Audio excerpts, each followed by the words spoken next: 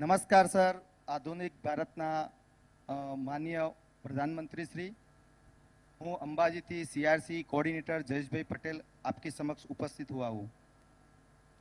बताइए, अपना अनुभव बताइए।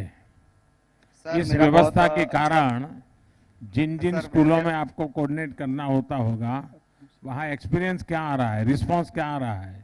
सर बहुत बढ़िया रिस्पांस है. इस नई टेक्नोलॉजी से सर मुझे भी बहुत फायदा हुआ है. कैसे मैं आपको बता सकता हूँ कि पहले क्या हुआ था सर, पेपरलेस कामगिरी नहीं थी तो उसको बहुत टाइम उसमें जाता था. पेपर लिखने में जो फॉर्म जो हम स्कूल की मुलाकात करते थे ना, वहीं पे फॉर्म भरने में ही ज़्यादा समय लगता था. अब क्या हुआ है, राज्य सरकार की तरफ से हमको एक टैबलेट दिया गया है. उसमें स्कूल मॉनिटरिंग ऐप डाली गई है. उस ऐप में विद्या समीक्षा केंद्र से एक टूर डायरी जनरेट होती है. उस टूर डायरी की मुताबिक हमें स्कूल में जाना होता है. अब सर क्या है कि स्कूल में जाते ही समय हम विद्या समीक्षा केंद्र से ऑनलाइन अटेंडेंस हमारे टैबलेट में शो करती है. वो टैबलेट के जो ऑनलाइन अटेंडेंस शो करती है तो हम वहीं पे वेरिफिकेशन कर सकते हैं कि स्कूल में कि कितने बच्चे प्रेजेंट हैं, कितने टीचर प्रेजेंट है. वहीं से फ़ायदा हुआ है. और सर क्या मैं बताऊं कि जब हम वर्गखंड ऑब्जर्वेशन करते हैं तो विद्या समीक्षा केंद्र से लाइव वीडियो कॉल भी आता है. वहीं से भी तज्ञ हमको मार्गदर्शन करते हैं. वहीं पे वो स्कूल क्लास ऑब्जर्वेशन भी करते हैं और हमको मार्गदर्शन भी करते हैं.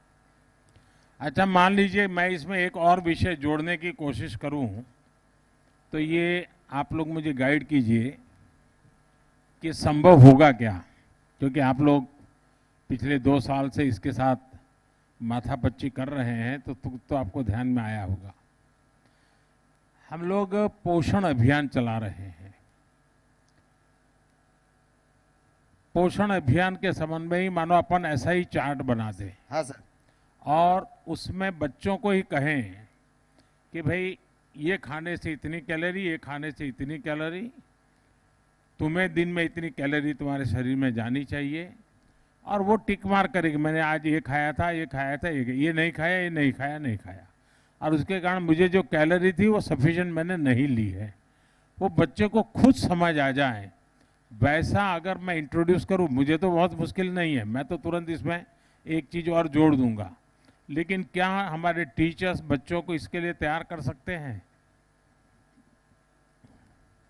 हाँ सर, बिल्कुल. और आपको बताना चाहूँगा सर, आपने अंबाजी में ही 2005 में दूध संजीवनी योजना जो आपने लॉन्च की थी, उससे हमारे ट्राइबल विस्तार में बहुत फायदा हुआ है सर. सब बच्चों की तंदुरुस्ती बहुत ही हेल्दी है सर. इसका तो मैंने शरीर देखा, अभी मुझे चिंता हो गई.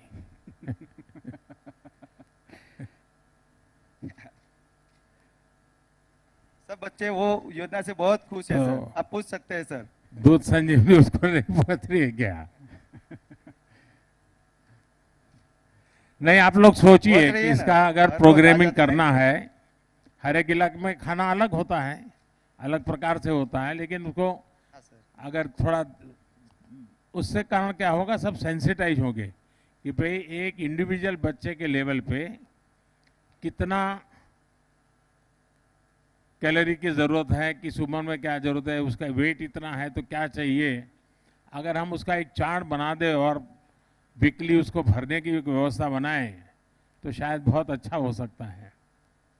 मैं अपना एक बड़ा हाँ सर, इंटरेस्टिंग मैं आपको अनुभव बताना बताता हूँ चाहूंगा. आपको क्या होता है. मैं बहुत साल पहले कनाडा गया था, अरे बहुत साल हो गए. तो मैं वहाँ, आप बैठिए, आप बैठ जाइए. हाँ सर. मैं साइंस म्यूजियम देखने गया था. तो उसमें एक बहुत बड़ा कियोस्क था. उस जमाने में इतने छोटे छोटे कंप्यूटर नहीं होते थे. बहुत बड़ा, वो अपना फ्रिज मशीन जितना बड़ा एक कियोस्क था. और उसमें आप क्या खाते हैं वहाँ लिखा हुआ था कि भाई 6 नंबर पे ये चीज़ है, 8 नंबर पे ये है, तो आप नंबर भरना होता था. अब वहाँ जो लोग खाते हैं ज़्यादातर नॉनवेज होता है, तो ज़्यादातर तो वही चीज़ें थी, लेकिन कहीं कहीं ब्रेड की व्यवस्था थी, कहीं सब्जी की थी, दूध की थी.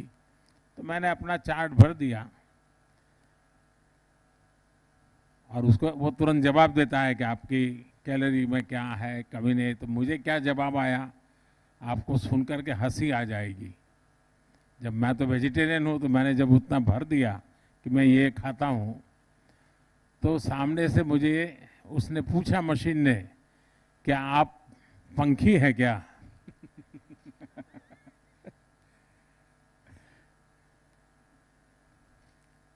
तो अगर मैं ये अगर आप लोगों के लिए दे दूं, नहीं, आप लोग सोचिए, सारे जो कोऑर्डिनेटर्स वगैरह हैं, प्रिंसिपल हैं, सोचें, और एक अगर प्रोग्रामिंग कर सकते हैं तो आप जरूर सोचिए। अब देखिए, आप लोगों ने टेक्नोलॉजी का कितना लाभ हो सकता है ये अनुभव किया है, और आज हम लोग भाग्यवान हैं, उस पीढ़ी में आप लोग हैं कि जहां टेक्नोलॉजी बहुत सुलभ है, सरल है। एक बार थोड़ी सी उसमें रुचि लेंगे तो आपके लिए पूरी दुनिया के दरवाजे खुल जाते हैं, और बच्चों को इसके लिए मोटिवेट करना चाहिए, तब जाकर के आपकी शिक्षा व्यवस्था में एक, लेकिन ऐसा ना हो कि सब कुछ ऑनलाइन हो और कुछ ऑफलाइन हो ही नहीं। अगर ऑनलाइन वो गुड़ खाएगा तो कहां पता चलेगा मीठा है कि नहीं है?